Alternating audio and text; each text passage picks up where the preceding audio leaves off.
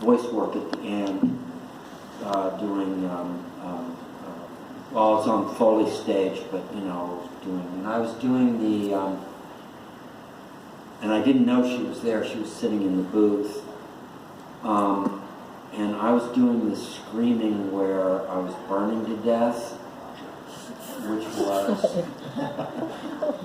And she was like 4 or 5. Oh, yeah, 4 years old, and, you know, I really had to scream for probably a minute and a half, which is a very long time to do a continuous scream.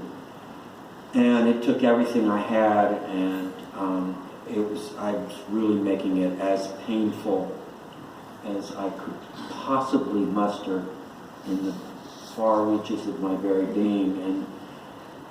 And she was there and watched and really panicked. And ran out of the place and was sobbing, and I had to get her and tell her I was fine. There was nothing to worry about. It was only a movie, and I thought, well, that's it. She's not seeing any of my movies. And she didn't. I mean, her sister did. Her sister was I wouldn't allow them to watch any horror films or anything scary, but till they were 14. Then you could watch whatever you wanted. That was, I don't know why I chose that age, but that was the one I chose. And so she went out and got a horror film, and I couldn't even watch it. And she sat there like this. And I knew that she'd been watching them for years. But at any rate, Fiona remembers that very well, and as her first child's play experience, and has been delighted to be terrified ever since. Now, is it true that in part 6, that was the first time you actually saw Chucky in action? Like on, Yeah, I had, you poor slobs. What a boring way to work. Sitting around waiting for a doll to do. Yeah. Correctly, it just really looked like hard work. And, Fiona had to do this, she had to be the night I saw it, she had to be like a canary in a cage where the poison was going to kill it, just flapping around, screaming. She did that for 8 hours? wow. And never backed down. I went, you're going to lose your voice. And then she screamed all night, and she didn't. And I went, all that screaming she did as a kid, probably really got those vocal cords in really good shape, because I would have completely lost my voice. Alex, we get it. Yeah. We always talk about it. Kids always want their dolls and their toys to come to life for their children. And you actually got to be in a film where it happened, but what a horrible way for it to happen. Did that ever did you ever come to your mind when you were doing this? Like, this is the fantasy, but this is not exactly what mom and dad or I would love that to happen. No, not even in the slightest bit, because it was so inanimate when you were there. It was not there was no, you couldn't even fool yourself into thinking that it was real. I mean, for the sake of trying to act, that's the idea, but, you're better off thinking that, trying to pretend that Brad himself is in the doll or something. You just you can't really ever find a way to believe that this thing is real or alive, or to go home and think that it was real. And then people say, well, when you saw the movie, did it feel like it was real? And of course not, because I knew everything that was going to happen. And when especially in the first film, we didn't know, I wasn't allowed to see daily shots of what they were doing that day or anything. So I had no idea how real any of this was going to look, because it certainly didn't look real to any of us when we were there. How protected were you on a set from the violence? Not very. There was only a couple things. I used to come and beat him up aliens. Just to whip them in shape, you know? Yeah, no, I mean, Tom was pretty aggressive on that film. He really wanted me to be scared. And because I wasn't, I think he had to try to make sure that I would be sometimes. But, no, the burnt Chucky, when I'm backing down the hallway and Chucky was burnt, stalking me down the hallway, they just did reaction shots of that. They never put me in front of that burnt doll. For some reason, they thought that would be too much for me. So I remember that. I remember when Ed Gale set himself on fire, I was able to go if I wanted to, but I didn't want to. The scene that Brad was just talking about where he was screaming for a minute and a half is when, I say, this is the end for him, and I light Chucky on fire, and he bursts through the thing and spins around. That was actually Ed Gale, the little guy who was in the Chucky suit. I was, friendly with him at the time, so I wasn't really interested in seeing him set on fire. But yeah, no, I wasn't protected from all that much. But I think they knew that I didn't need to be. Definitely not you in the role. The same for part 2. And just, part 2. He's older now. Let's just throw him in there. Yeah, I mean, part 2, I was really in that movie more than anyone else. I mean, it was a lot of scenes with just me and Chucky in that movie. So it's kind of hard to shield me from anything when I'm in every scene.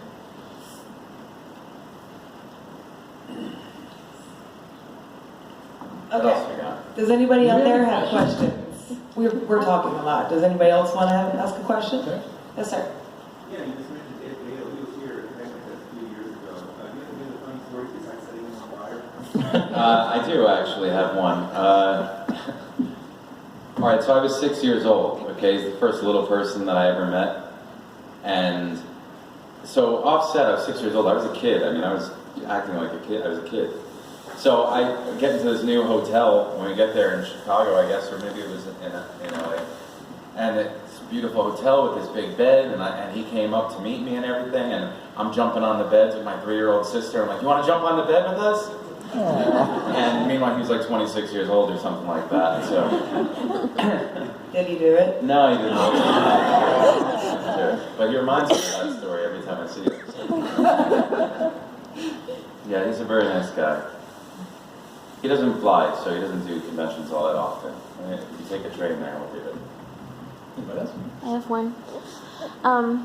In that one scene in the mental hospital, how did they get you to cry? Like, for real? So there's been a couple different mixed stories that I've heard about that. I mean, I've heard that Tom Holland was yelling at me a bunch of things off camera, and my parents were kind of going through a divorce, and I think they were using that a little bit. I had an acting coach that was really good, and she told me something that I always remembered, which was, she said, like, picture there's a chair in front of you, and your mom or your dad is sitting in that chair, and now look at that chair and picture it empty, and know that they'll never be in that chair again. Okay, so this was, now, keep in mind, I was a pretty bright kid, so like, I did know the difference. But that was just something that she had told me to like kind of use for myself. Another thing about it was that I was very aware of that scene the whole time from the first time I got the script.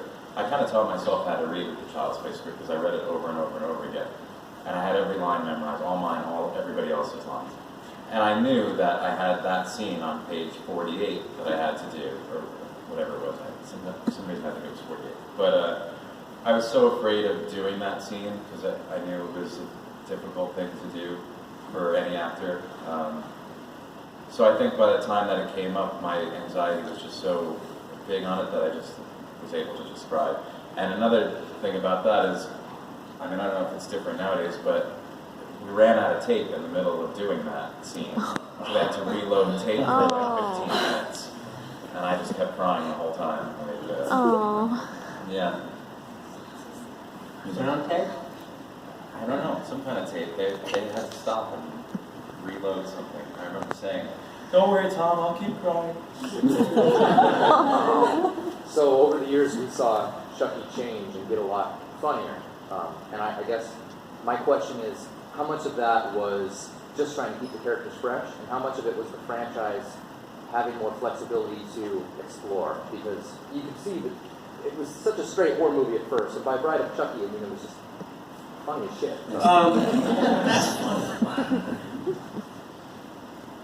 Well, the genre changed. That's what happened. The genre became more self-referential with Scream. Was it Scream? Scream's around 97, yeah. Definitely, Freddy definitely changed the landscape.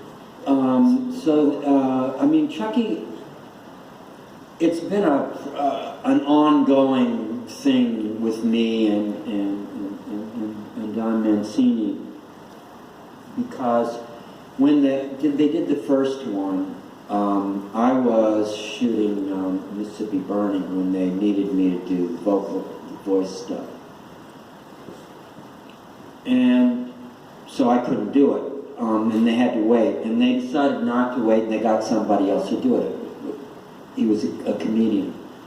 And they'd always wanted Chucky to have all these jokes and so forth.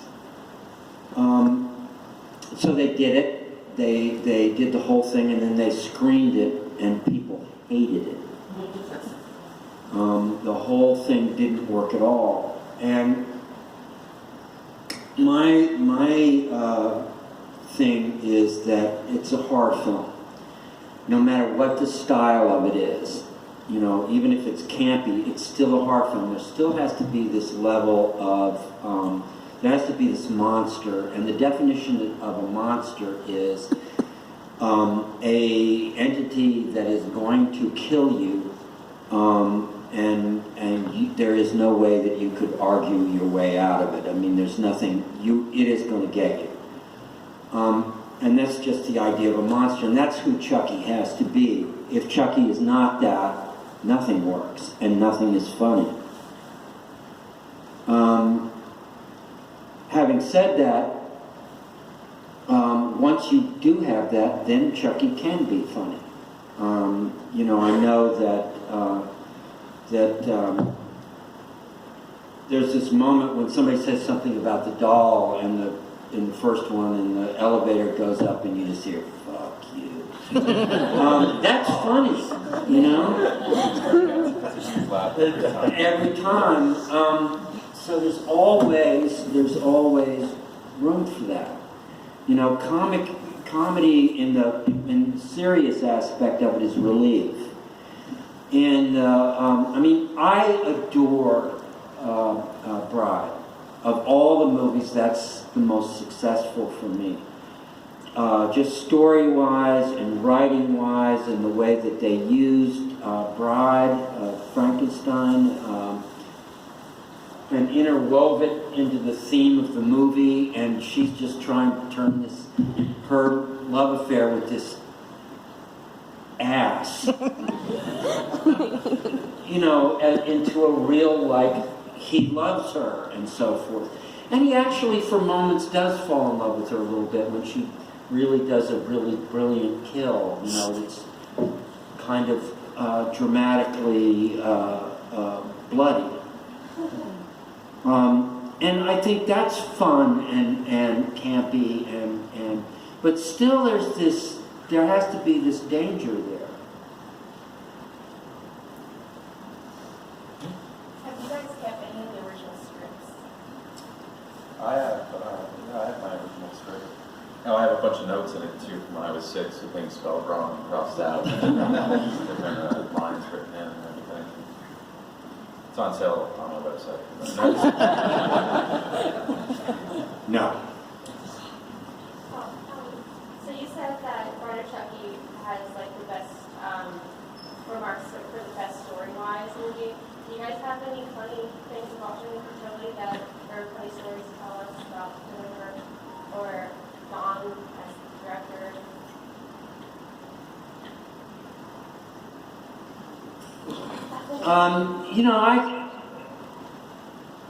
The scene, about the rubber, that was totally improvised. That was just like, Jennifer's very good. Jennifer knows how to talk, She seriously knows how to talk.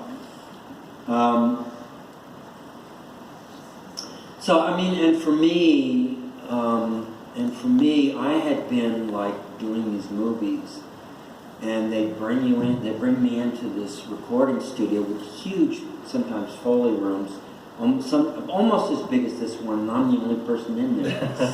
and there's like people, talking to you through a loudspeaker, that's in the, and it's really it's horrible. I'm doing this like for 2 days.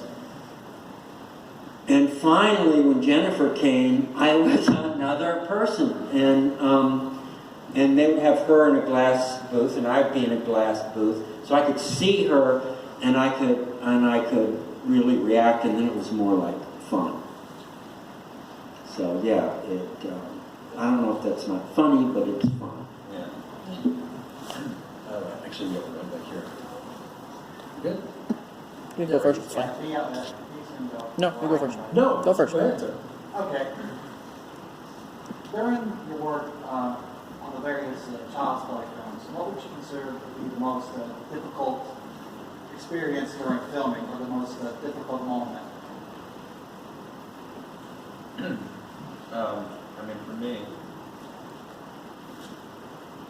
For me, that, like we talked about, that crying scene, that was like the most difficult scene to do, as far as pushing myself a little bit, but also, like what I was saying previously, there were some scenes where they could not get that doll to do what they wanted it to do.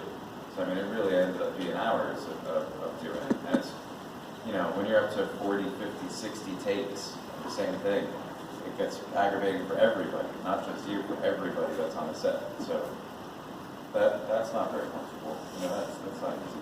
Just to give you an idea of what doing 60 takes is like, Scatman had to do 120 takes for a scene in the hotel one. What's that? Shining. The Shining. And they carried him screaming onto the set. They had to literally drag him onto the set. He was like, "I'm not doing this anymore." So it can really be. It can really. 60 takes. It kind of gets hard to. You get annoyed. You get actually angry, but then you think, "Well, I'm being paid for this. I really have no right to feel like I want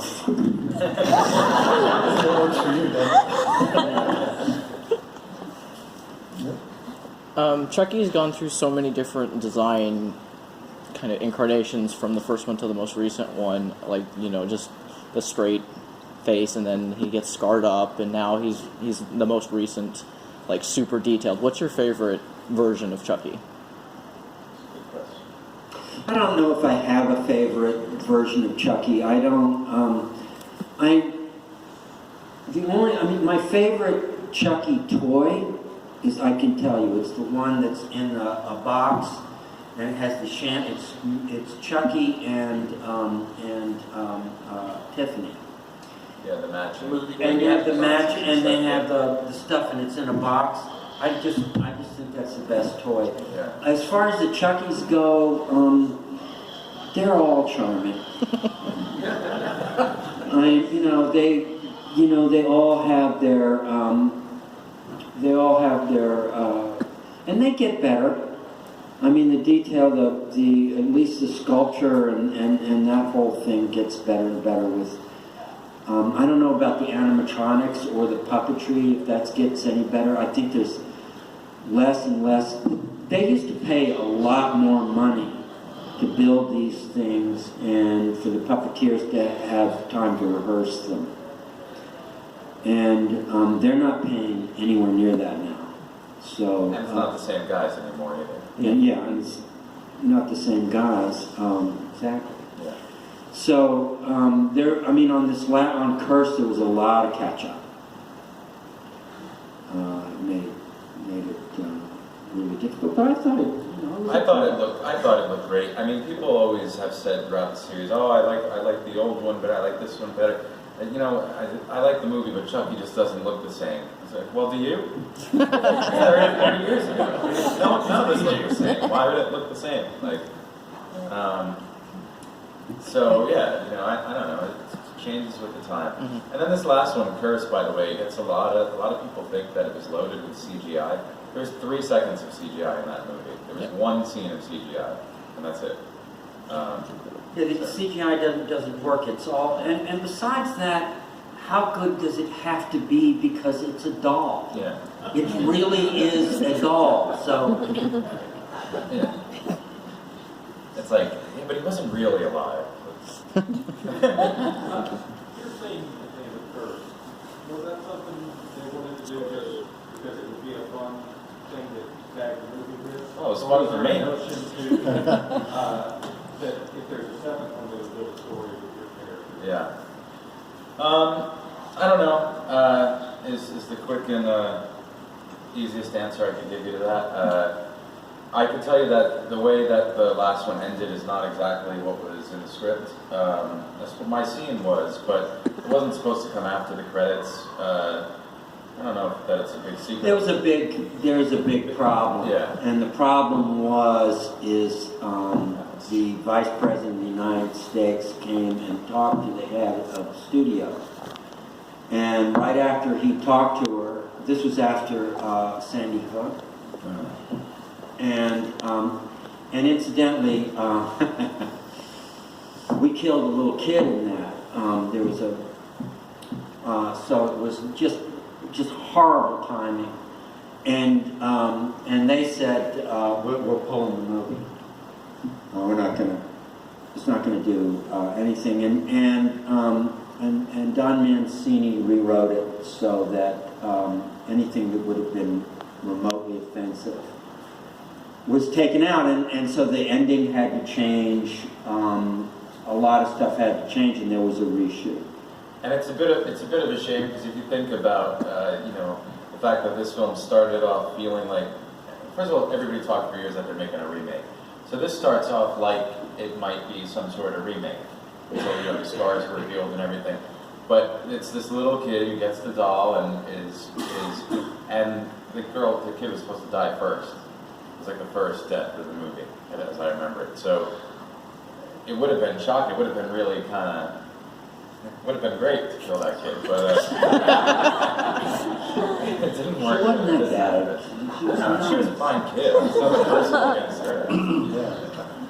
I don't know, but at any rate, it's very difficult to change a movie that radically and have it work.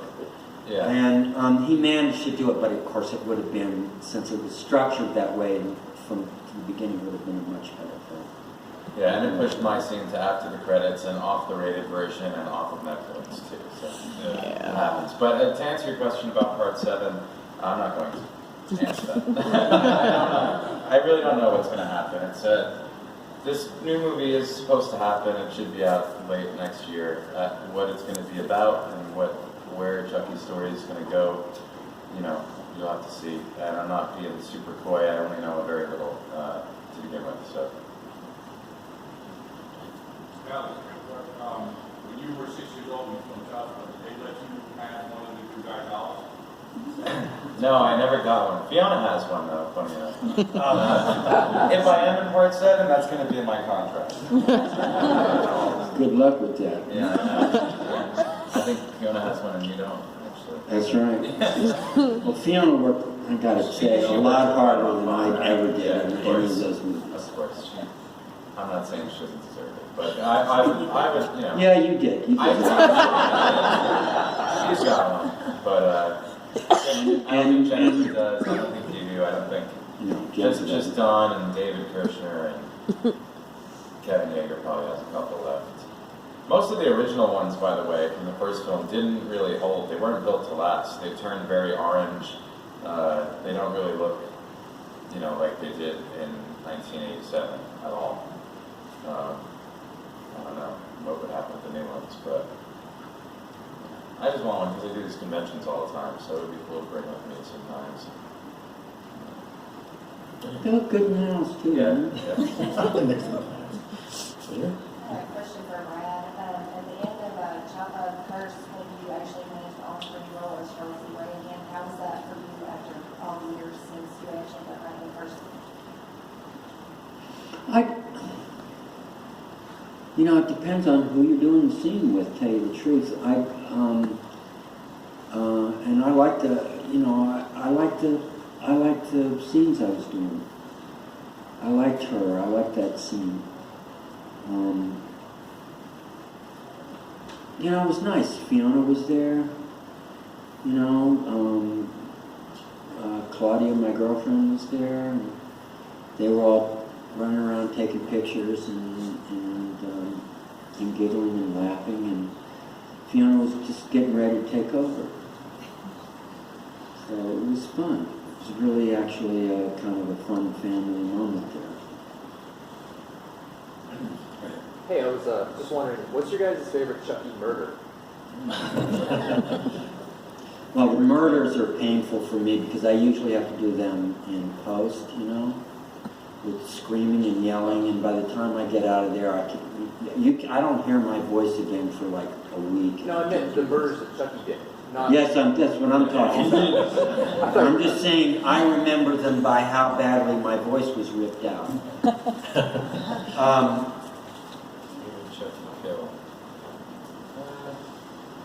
You'll have to ask Chucky that. Yeah. Everybody likes the one in the second one where he pushes the guy down and replaces his eyes with doll eyes. Yeah. That was a pretty fun one. Yeah, I like that one. That might have been my favorite. I think there was a teacher kill. Yeah, that was a good one with the Yeah. ruler. You beat your teacher up to the ruler. Teacher. Yeah, exactly. This were one of the later movies. That would have been the soundtrack of that scene. Definitely. All right, what else you got? Anybody else? Anybody else? Oh, right here. This isn't about child's play, sorry. Never mind. Can you talk about Deadwood? Do you have a good story about Deadwood or about their experience? Yeah, so I watched on HBO. I apologize for 50%. I don't know if the thing that made Deadwood work is David Milch, who is one of the two smartest people I've ever met. One of them was Langford Wilson, who was a playwright, and I worked in theater. He was a playwright in residence. Extraordinarily bright human being, and Milch. And I had the honor of both of those people writing for me. I think series, I could just say that series is an amazing. When I first started, I worked at Circle Rep, and the idea of that theater company was that there was a group of actors who were trained to be able to work with any writer. So we were trained to be tough, to stand up for ourselves, and to be available, and to really try to do what writers wanted us to do, and so forth. And so when I worked on Deadwood, it was like an exciting thing for me to be back and being written for, you know, to have that relationship with a writer.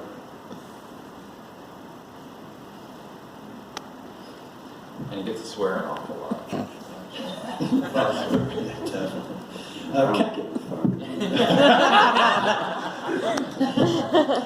Catherine Hicks, your memories on her. She's a fantastic actress. Everything. You both wanted to work with her. Yeah, Catherine is a very, very sweet lady. She's still a really dear friend in my life. I get to see her once or twice a year for this reason or that. We're doing a convention together in Indianapolis in 2 months. Yeah, she had never played a mother before, which is funny because she's so known as a TV mom now, but she had never played a mother before when she did Child's Play, so she really took time to get to know me really well. We spent a lot of time together before the film. She's innocently, I don't want to say naive, but just like a little sweet, very sweetheart, you know? And she was looking for a way to connect with me at the time. And I think she was in the ladies' room or something, and she found this little bead from some crystal necklace that had fallen off on the floor. And I don't know if my acting coach had given her the idea or whatever, but she took that and she gave it to me and she said it was a magic ball that she had found. Remember, I was 6. And she had like this magic ball that she found, and as long as I had it with me, whatever she said or whatever. But at the time, I treasured it a lot. Like, she was really, it was very important to her to make a connection with me, and she did. And we still have a very strong connection. And she married, for those who don't know, she married Kevin Yeager, who was the creator of Chucky, the head puppeteer. And they're still together and have a nice life. They're very sweet. Anybody else? I hate you. No.